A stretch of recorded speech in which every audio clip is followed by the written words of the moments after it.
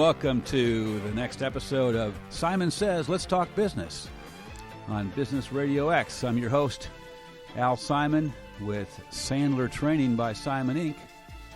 And this show is not just about sales. This show is about business excellence. We spotlight professionals and the excellent companies they represent.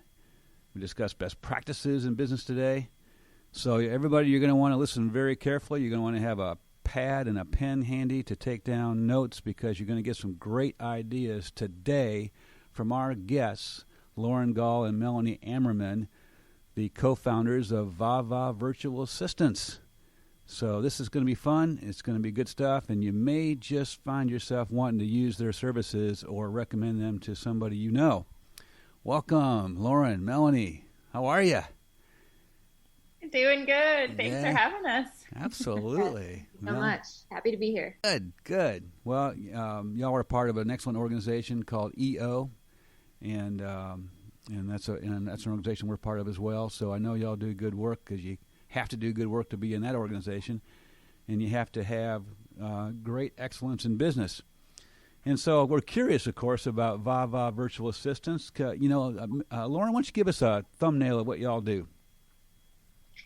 Yeah, so we provide administrative and marketing support to companies remotely, and we are typically working with very growth-oriented individuals who want to up-level their business.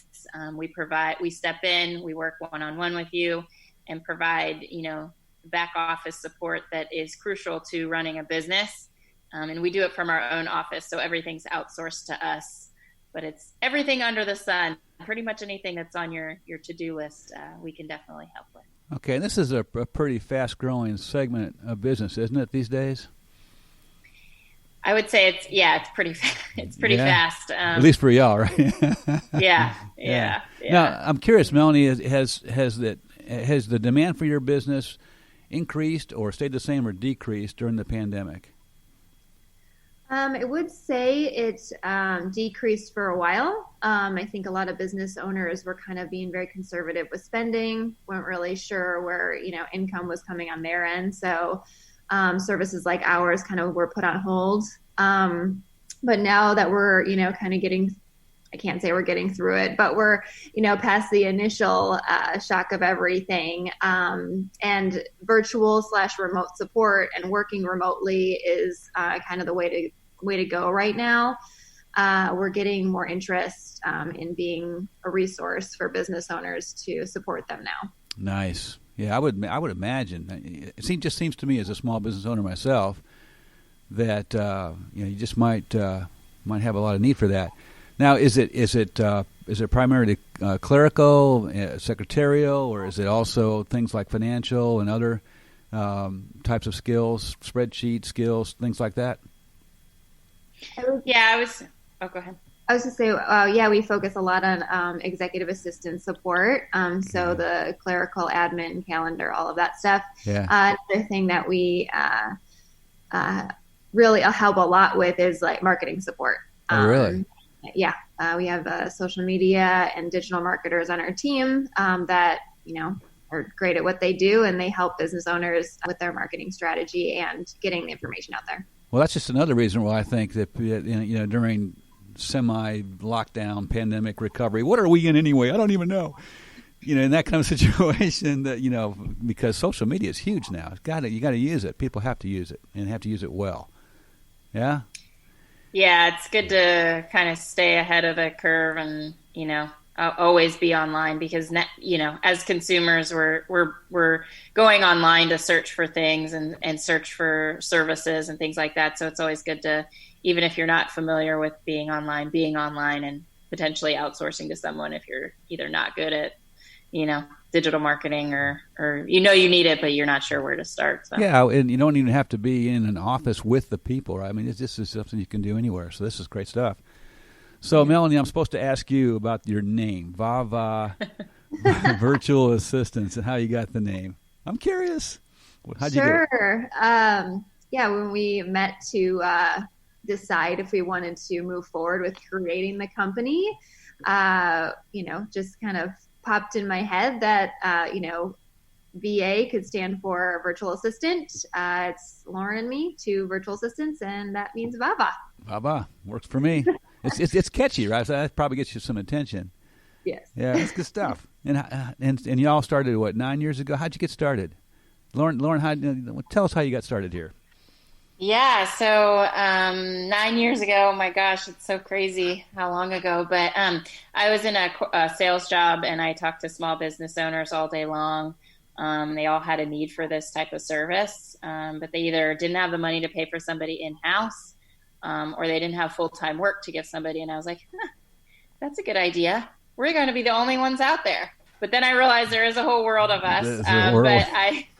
Yeah, and at the time, 9 years ago, there wasn't as many virtual assistants as there are now, but that's kind of how the idea came about. And I went home, told my roommate at the time about it. She introduced me to Melanie, and honestly, we met at a Panera Bread and started the business the next week. So it was like we went out on a whim, thought it would be, this side job, and it's turned into something that we could have never imagined, and we're just so grateful for all of it. And we realized within 6 months that this was a thing and there was a need for it, and that's how we've honestly grown. And wow. Yeah, like I said, it's grown to something that we could have never imagined. Okay, so this is incredible. I mean, so y'all hadn't even met, and you became partners shortly thereafter, after meeting. Well, we did know each other, but we weren't we didn't know very much we didn't know hardly anything about each other. It was kind of just like acquaintances. I mean, we definitely knew each other's name, but we weren't like I couldn't tell you, I probably couldn't tell you maybe what her dog's name was, or what, where she was from or whatnot. So yeah. So 9 years later, you're still speaking to each other. That's pretty good, Melanie. Yeah, yeah. We've grown as great business partners and great friends, and we just got so lucky. We balance each other out really, really well with the business too. So, well, you're being modest, because I have to believe, because I've seen a lot of partnerships in business, and I have to believe that your skills and your business acumen and just the fact that you're good people is the reason why this is working. And that's great for your customers, too, because they can count on y'all not to have any infighting or agendas, and do what you're going to do and do it well. So that's awesome. Good story. Thank you. Absolutely. So, all right. So, okay, Lauren, for you, I got it, and maybe both of you. First, Lauren, then Melanie. Tell me, what's something you've learned doing this for 9 years that any aspiring entrepreneur needs to know?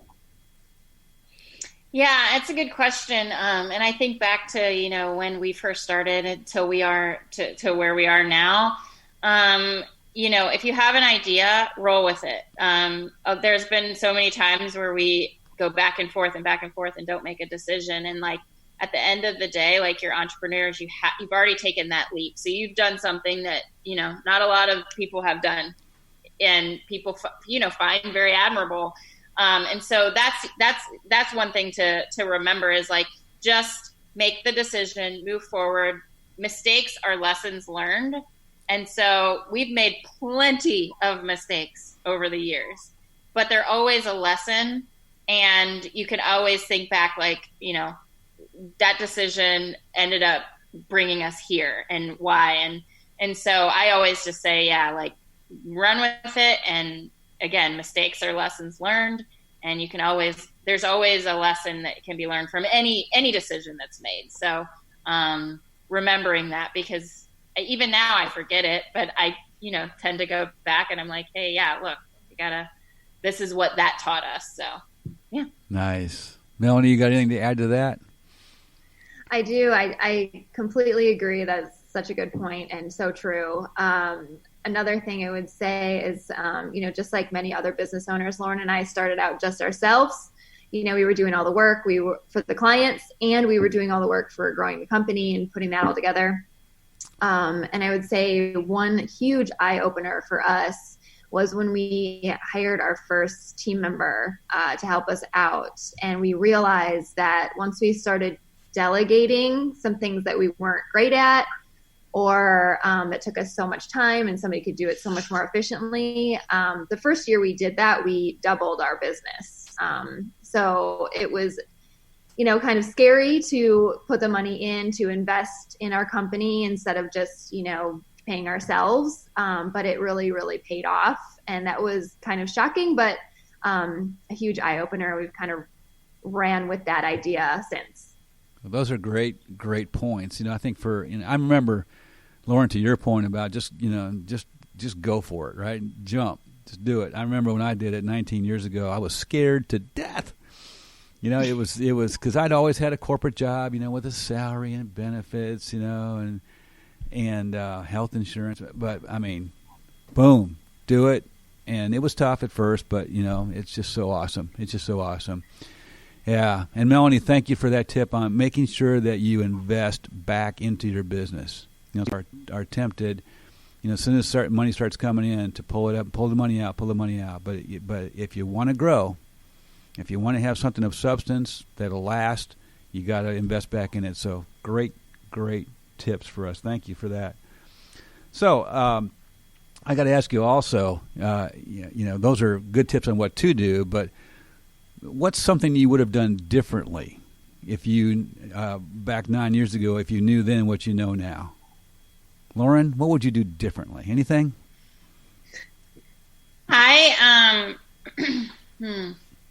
Something, I guess, there's a couple of different things that I probably would have done differently. But one thing I will say is it's not that we didn't have systems in place, but we weren't thinking like scalability wise, what makes sense for our company, because again, we had never been we'd never been entrepreneurs before. We never started a business. So we were thinking very small. And I think when you're starting a business or you're in business, like when you are making decisions about processes and like operational stuff, you should always be thinking about scalability. Is this scalable? Can this, be streamlined at all?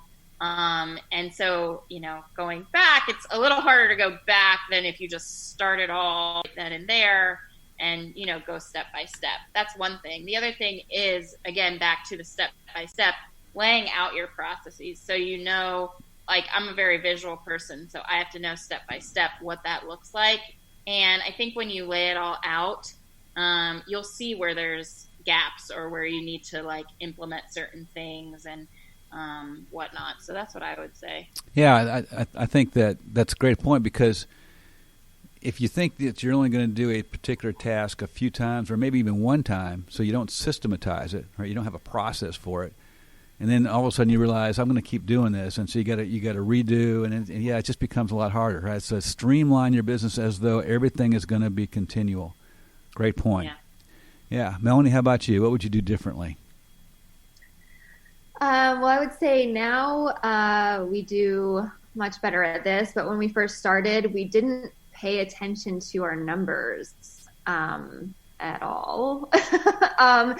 Really, it was just kind of like, clients were coming in and we had these bills, and it was just, it was what it was. But a good tip I would say is, get a good system in place, following your books, even have a bookkeeper or a finance assistant that understands all of that and can kind of guide you through what your numbers mean, and put together budgets and reports for you so you can see how you can grow and where things might look in a couple months.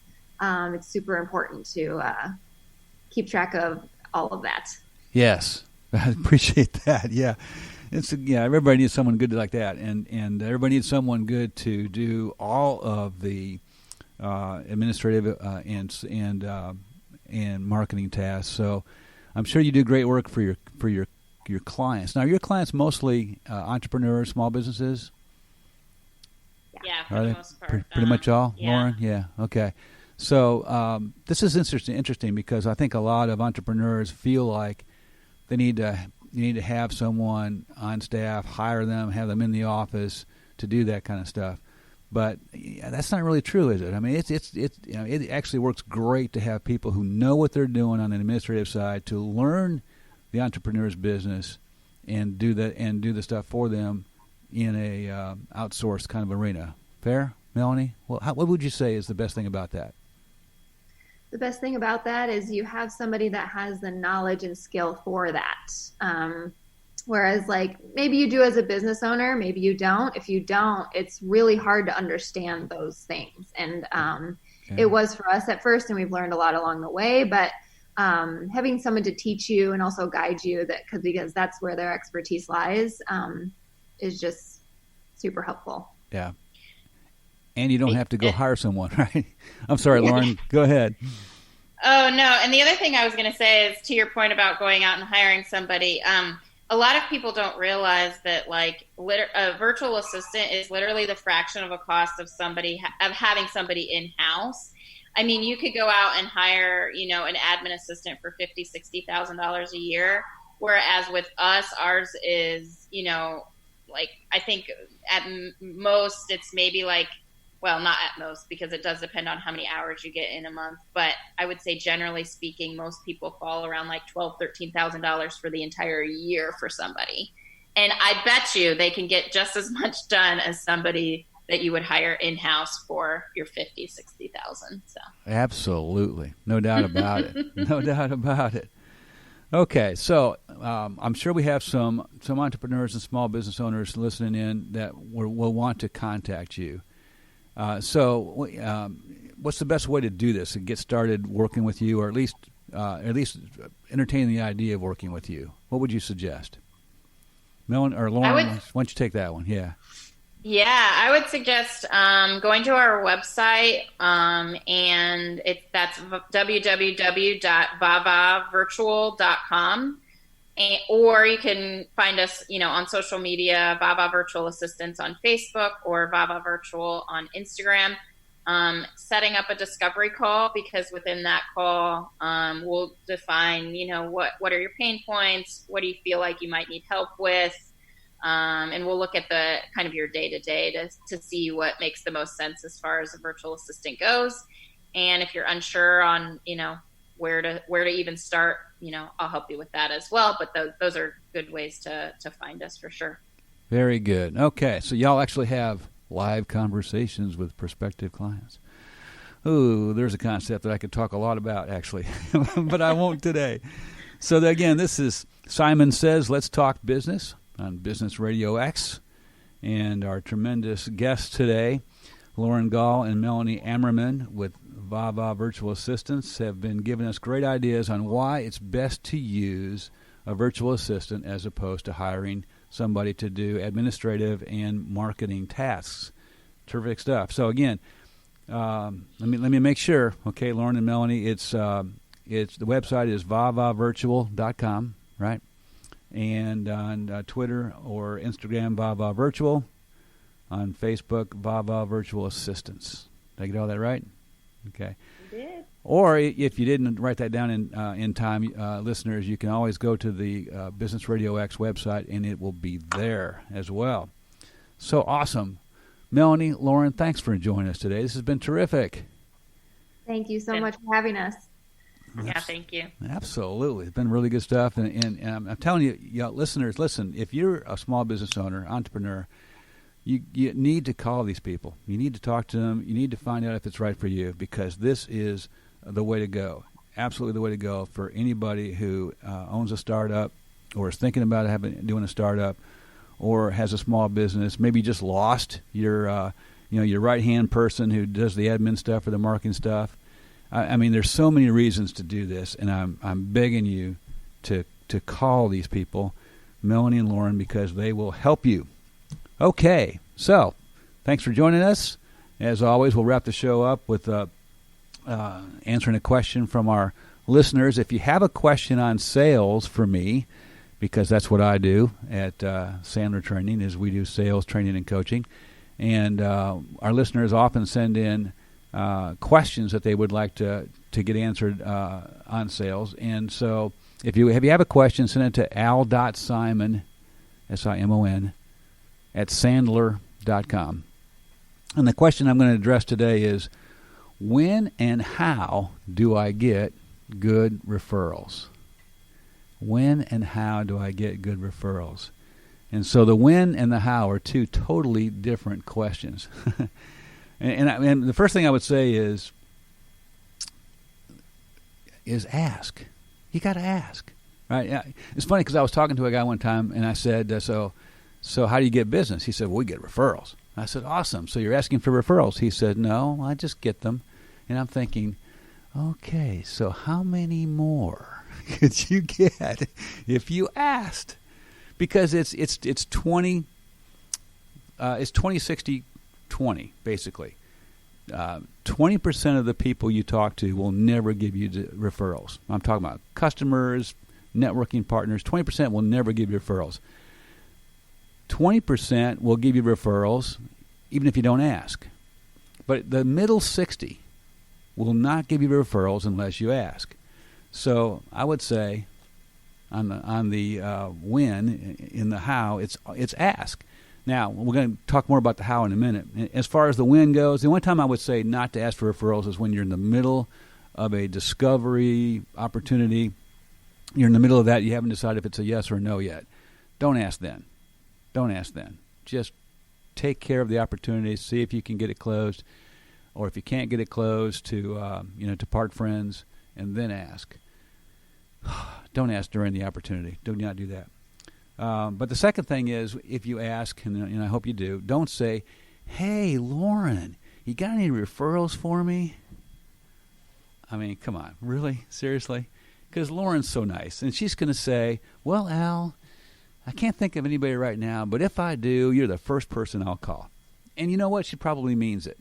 But here's the thing, as nice as Lauren is, she's not thinking about me 24/7. She just, and seriously, she's not. And so nothing's going to happen. And so don't ask the question that way, because it's not fair to you. It's not it's not fair to the person you're asking. So here's how to do it. First of all, know your ICP. Your ICP is your ideal customer profile. Know what they look like, what are the general attributes and situations that they come across, and so know that backwards and forwards and cold. And then here's how you ask. And Lauren, since I've been using you as an example, I'll use it again. Okay, so here we go. So Lauren, we've known each other not very long, right? Just a couple of months. But still, I feel a little bit like I should be referring people to you, and I'm not sure exactly how. Do you mind if we talk about that? So I would like to know how to refer you, and maybe, I don't know, maybe you want to know how to refer me as well. That'd be cool. How about I start? You okay with that? So we do sales training and coaching and consulting, and so typically what we're looking for are small business owners, VPs of sales, people like that have maybe do selling themselves or have a sales team. And maybe they're looking to up the game. They're looking to build more revenue. They're looking to close more deals. Maybe they're struggling because their pipeline for future business doesn't look all that good, and they're starting to worry about stuff like that. Right? So that's who I'm looking to talk to. People like that. And you probably don't know anybody. Nobody comes to mind, maybe. And I don't want to put you on the spot, because it's okay if nobody comes to mind. You know what I mean? It's all right. How about you? No, people come to mind. Do they? Yeah? Yeah. Okay. So is it okay if we talk about that, and then you can tell me how I can refer you? Yeah, sure. So thank you for playing along, Lauren. I appreciate that. So that's the way you do it. It's got to be an intentional conversation. It can't be an by the way conversation. A drive-by shooting kind of thing. It can't be that. It's got to be an intentional conversation you have with people, and you got to teach them what the referral looks like. And then like I did, take the pressure off, because they're not always going to be able to think of some names. So take the pressure off. Say, hey, that's cool. Don't want you to feel any pressure. That kind of thing. So that's how and when you ask for referrals. And I could go on and on about that, but I won't. So once again, this has been Simon Says Let's Talk Business. I'm your host, Al Simon, with Sandler Training on Business RadioX. And our guests today have been Lauren Gall and Melanie Ammerman with VaVa Virtual Assistants. And so, as always, everybody, good selling.